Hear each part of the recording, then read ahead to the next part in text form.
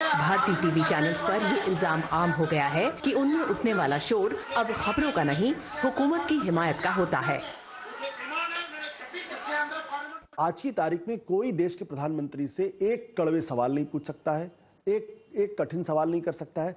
सारी की सारी कोशिश ये होती, खासतौर से टीवी चैनल्स की, कि कैसे विपक्ष को कैसे डिमोनाइज किया जाए और हिंदुस्तान की सारी दिक्कतों के लिए इनको जिम्मेदार ठहराया जाए और माना जाए कि देश के प्रधानमंत्री से बेहतर कोई नहीं। भारत में अखबार और टीवी चैनल्स दोनों की आमदनी का बड़ा जरिया उन्हें मिलने वाले इश्तेहार हैं।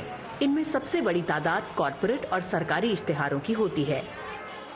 जब एडवर्टाइजर्स और कंपनीज को पता चल जाता है कि ये प्रो गवर्नमेंट हैं, तो उनकी प्रेफरेंस है कि उन्हीं चैनल्स को इश्तिहार दें, और जो चैनल्स न्यूट्रल है उनके बारे में 2-3 बार सोचेंगे, और जो खिलाफ है उनको तो मिलेगा नहीं। मीडिया पर हुकूमतों की नजर हमेशा से रही है, लेकिन माहिरीन का मानना है कि मौजूदा दौर में निगरानी पहले से कहीं ज्यादा सख्त है। मीडिया खुद भयातुर है कि अगर मैंने जरा सा कुछ कह दिया तो मेरी तो नौकरी गई और लोगों की नौकरियां गई हैं।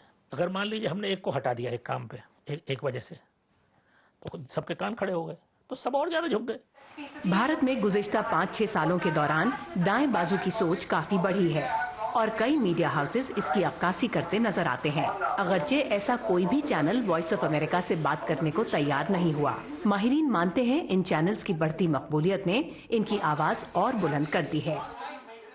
जो right of the centre media आया हुआ है, ये तथ्यों के साथ खुलेआम उसकी धज्जियां उड़ाता है, खुलेआम उसके साथ बदतमीजी करता है, और ये अपनी विचारधारा को, अपनी आइडियोलॉजी को बेशर्मी की हद तक प्रमोट करने का काम करते हैं।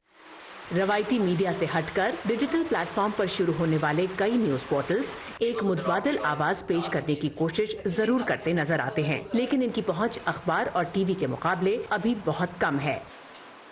सन 75 में इमरजेंसी के दौरान भी मीडिया की आजादी को लेकर तमाम सवाल उठाए गए और वो बड़ी बहस का मुद्दा भी बनी। लेकिन आज के दौर में मीडिया के हालात पर सियासतदानों से लेकर आवाम तक में एक बेरुखी नजर आती है।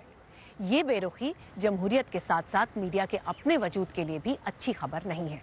Ritul Joshi, voice of America, Delhi.